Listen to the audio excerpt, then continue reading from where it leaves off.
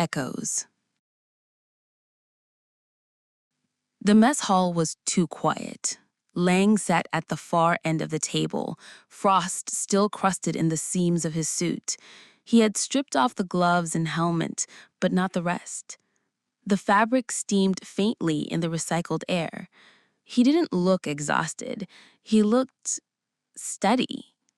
Kira stood near the bulkhead, arms folded tight. It shouldn't be. Lang's eyes moved over them one by one, not searching, counting. He stopped on Ro, and a faint smile tugged at his mouth. Still carving. Ro's hand flexed on the table, his jaw locked, but he didn't answer. Beneath the table, his knife dug too deep into the wood he carried, leaving a ragged splinter.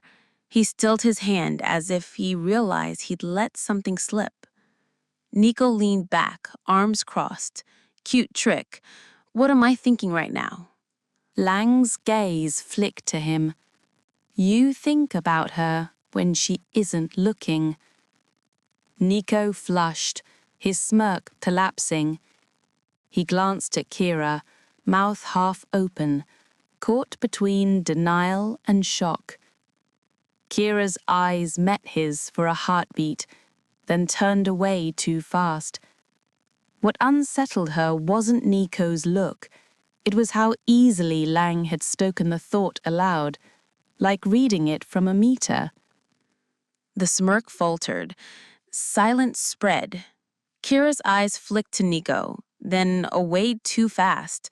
Her chest tightened, not at the truth of it, but at the way Lang had peeled it out so casually, like reading a gauge. Volkov broke it. I run a backtrace. His entry point doesn't exist. Kira turned. Explain. I've pulled logs for all hatch cycles in the last 6 hours. Nothing. Internal cams in 2A and 3C went blind for 90 seconds, then came back showing him already inside. Nico leaned back with a snort. That's neat. Guy shows up out of nowhere and suddenly our logs are blind. Cass's eyes locked on Lang. So it was you, wasn't it? Resetting panels, wiping feeds, making the base lie to us. At least now we know who's been screwing with the systems. The room went very still. Lang looked genuinely puzzled, brows knitting. I don't know what you mean. Ro's knife dug a little deeper into the wood in his hand, then stilled. Blind how? Ro asked. Static, not deletion, like the feed was never there, almost like the system blinked on purpose. Kira's jaw tightened, and his bio sign? Volkov hesitated. Matches archived medical for Lang, down to the blood type, but the temporal stamp reads today. Nico muttered, so the station thinks he's alive because maybe he is. Ro's voice was quiet, or because something wants us to believe that. Lang didn't flinch. He just sat with his hands folded, listening.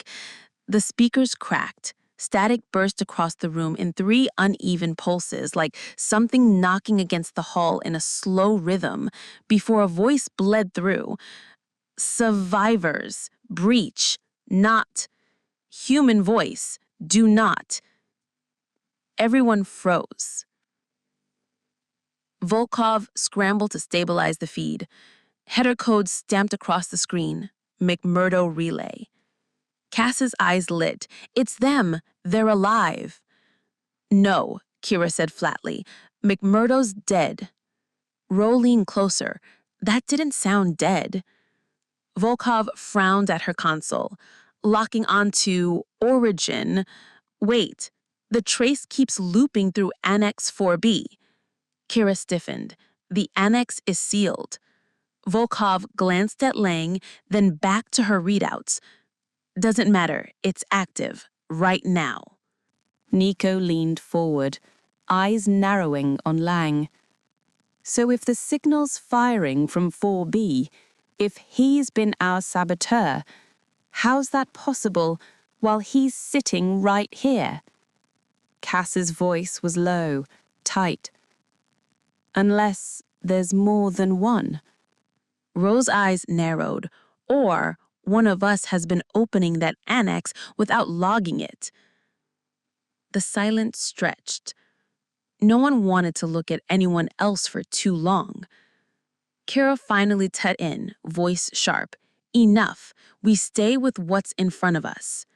But even as she said it, the thought lingered. If it wasn't Lang, then who? Cass's hands balled at her sides, knuckles white. The silence pressed in, heavier than the storm outside, until she snapped forward, patch a reply. Her voice cracked, more pleading than defiant. If it's McMurdo, if even one of them made it, we can't ignore it. You can't ask us to. Kira cut her off. No, not until we know what we're doing. Cass shoved her aside, fingers slamming the console. McMurdo, this is Echo Point. Do you read? The line hissed. A hollow reply bled through, warped. Echo, copy, breach, then silence. Cass's knuckles whitened on the panel, her hands shook, nails scraping plastic. The fight in her eyes gave way to something rawer, the fear of being unheard. They heard us. Run it again. Volkov tried. The system stuttered, error lines crawling her display. It's refusing the return path. Every time I send, the signal bounces back to us. If it is McMurdo, why answer only now? She frowned. Origin trace says McMurdo, but the loop keeps folding through our own relay. It shouldn't do that. Rose's face was unreadable, or like someone else is holding the wire. Kira pulled Cass back from the console. Enough. That wasn't McMurdo. Cass looked ready to shove her way forward again, then stopped, trembling. If it was them, and we just ignored it... Kira cut her off. If it was them, they'd be alive. They're not. Before Cass could reply, another alarm cut through. A dull, repeating tone, red text flashing across the main console. External array misaligned, signal relay offline. Volkov checked. Storm torque. The dish has rotated out of alignment. If we don't reset it manually, we can't confirm or block transmissions. Kira's jaw locked. Then we go outside. I'll do it, Cass said immediately. Denied. You need me. Nico can't haul the brace alone. Nico grimaced. She's not wrong. Rose straightened. Send me instead. No, Kira said. You stay on comms. I'll lead. Reyes and Cass with me. Volkov monitors. Cass's fury simmered, but she said nothing. She just stood there, shaking, caught between anger and the hollow sting of being left behind. They began gathering gear, the quiet broken only by the hiss of oxygen canisters and the snap of seals. From the end of the table, Lang finally spoke, calm, almost gentle. You'll see things out there. Don't follow them. Kira froze. And how would you know that? Lang's smile didn't reach his eyes. Because I've walked that storm before. The words landed with weight, but not like memory, more like a script, rehearsed and waiting for its cue. The room went still. Outside, the wind screamed against the walls as if answering for him. Chapter 8. Whiteout. The airlock cycled with a groan that reverberated in their ribs. Frost webbed the seals, trembling as the pressure shifted. Kira stood in the lead suit, visor down, her faceplate black as obsidian. She checked the tether reel at her hip, once, twice. Behind her, Nico wrestled the clamp on his gauntlet until it sealed with a hard snap. Cass moved more slowly, fumbling at her wrist seal until Nico leaned over and locked it for her. "Comms check," Kira said. "Clear," Nico answered. Cass hesitated a beat too long. "Clear." Rose's voice came from control, calm and even. "Cass, your heart rate's high. Slow your breathing."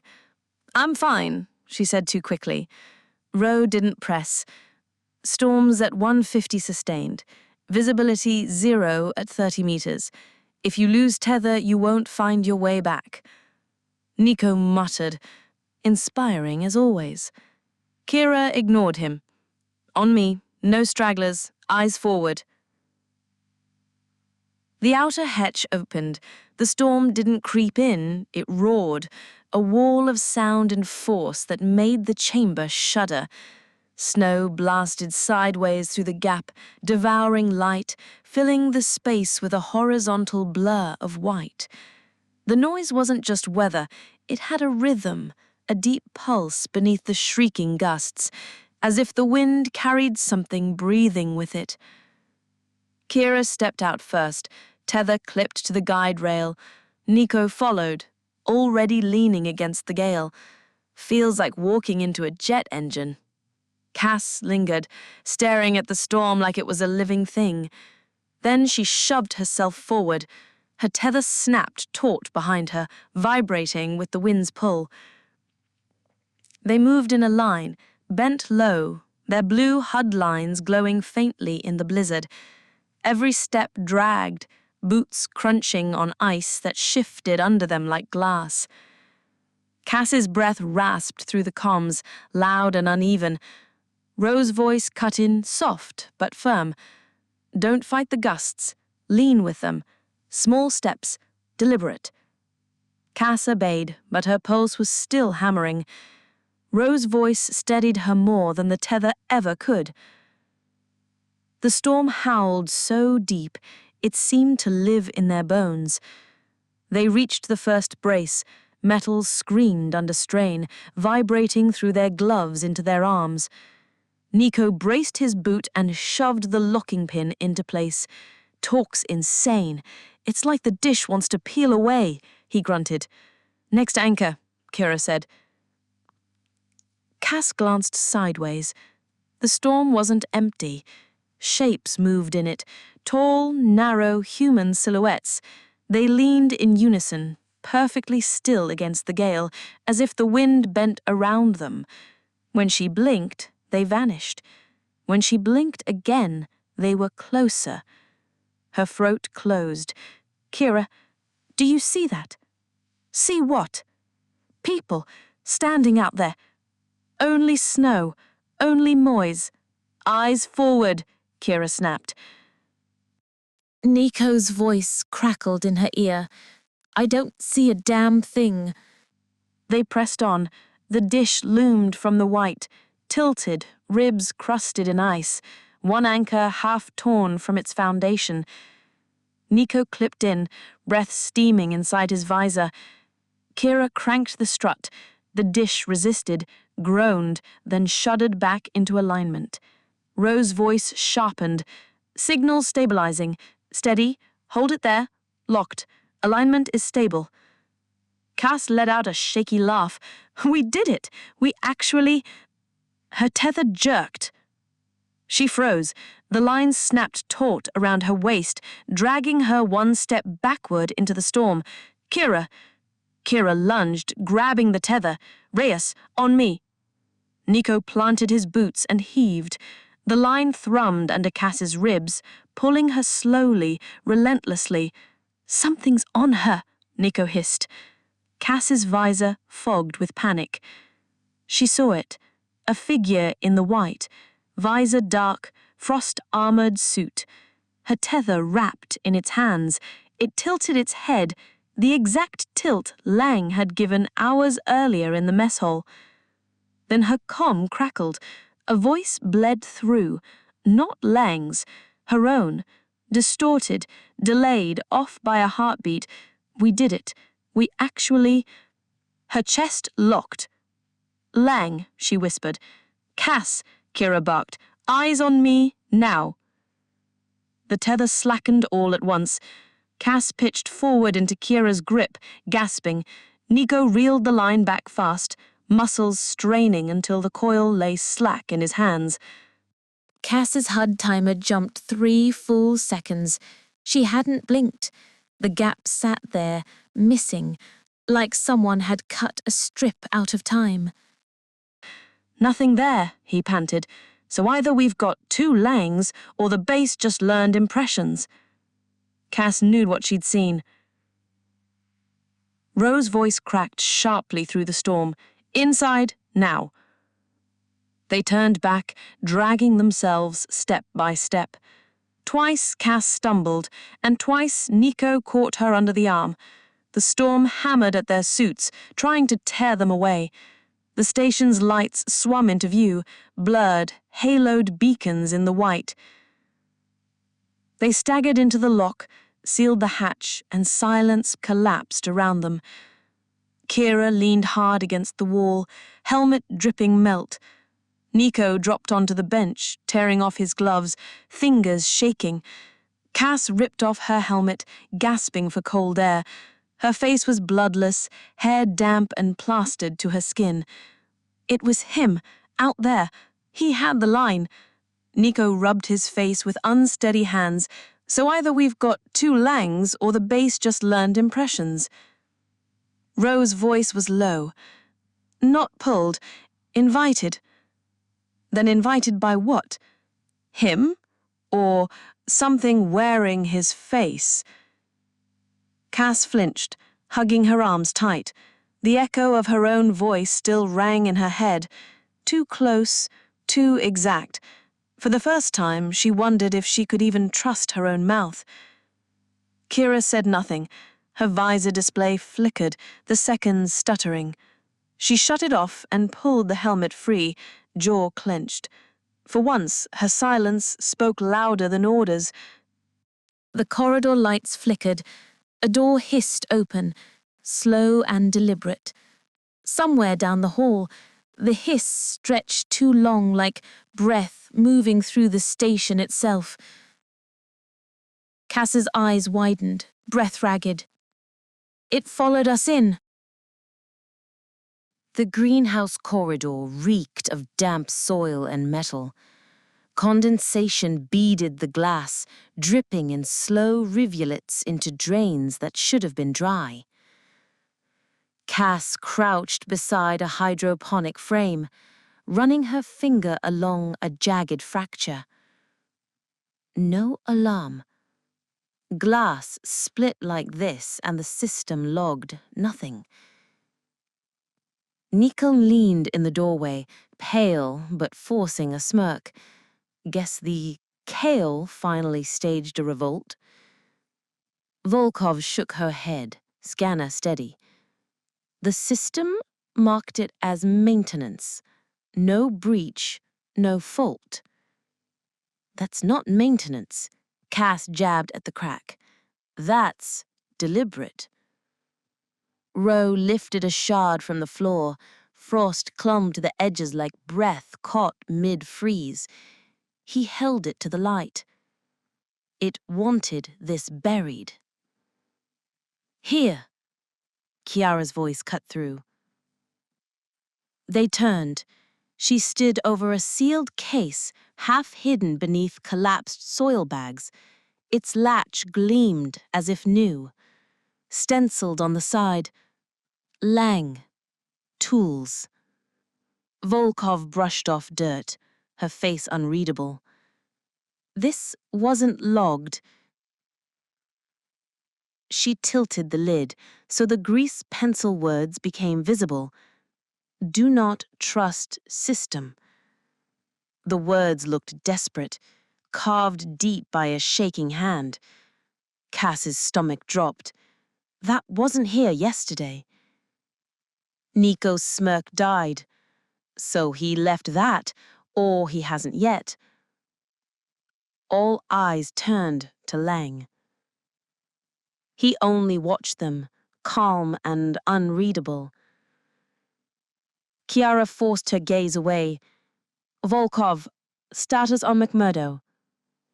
Volkov's fingers flew. Still dead. Her voice faltered. Wait. The holo table refreshed, overlaying schematics with a new pulse, a clean, crisp ping, McMurdo's relay signature. Cass backed up. No, that's the same fake signal, ghost code. Not the same, Volkov whispered. Stronger, closer. 3 sharp pulses. Silence. The lights flickered, then from the outside, beams of white sliced through the storm.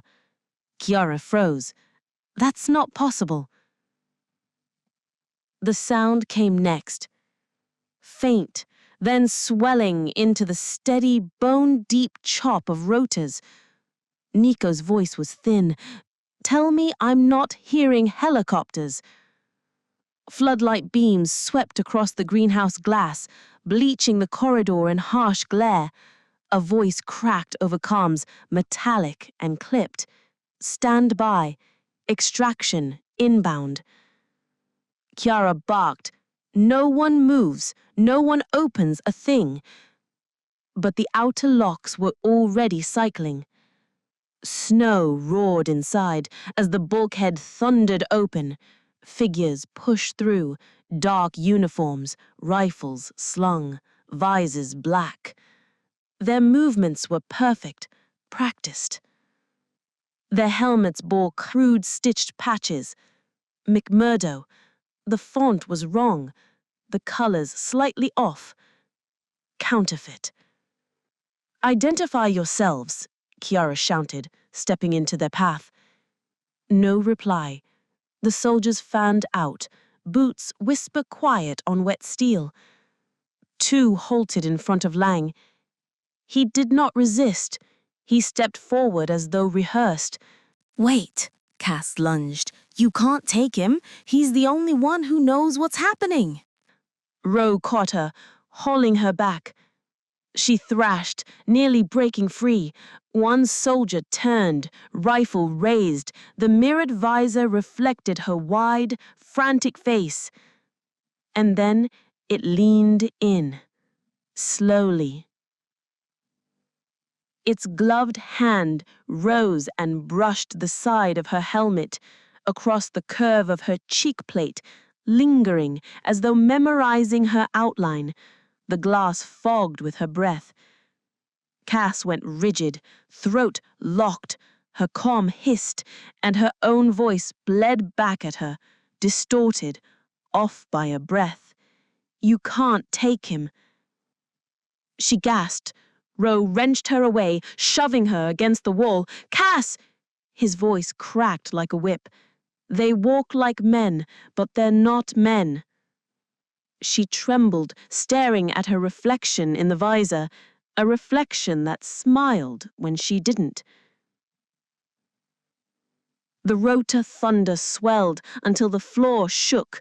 Frost rained from the ceiling, dust spilling from vents. The glass walls of the greenhouse rattled like drums, every pane threatening to shatter. Nico stumbled, thrown against the support strut. This whole place is gonna come apart. The soldiers didn't flinch. They shifted Lang between them, as if moving him through a drill.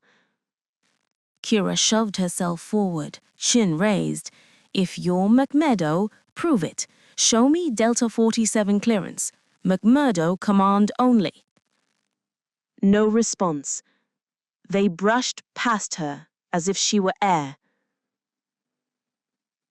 Cass ripped free from Rowe, desperate. Stop! She lunged again. A soldier's rifle swung toward her chest. For a fraction of a second, the mirrored visors showed not her reflection, but Lang's face, flickering, pitying. Lang glanced back, eyes sweeping the crew, not pleading, pitying. Then he whispered, so faint it might have been in their heads, "You let me in." and he was gone, swallowed by floodlight and snow. The bulkhead is sealed. Silence fell like a lid. On the holotable, text scrolled smoothly and calmly. Status: optimal. No record of breach, no helicopters, no Lang. Cass's voice cracked. Did any of that really happen? Rose's answer was low. We were meant to doubt it. Kiara's fists clenched. She forced the words out like steel. We stopped believing in the green lights. From here on, we trust nothing but ourselves. The lights above them dimmed, flickered, then steadied. When Volkov checked her wrist display, the station clock had leapt forward 13 minutes.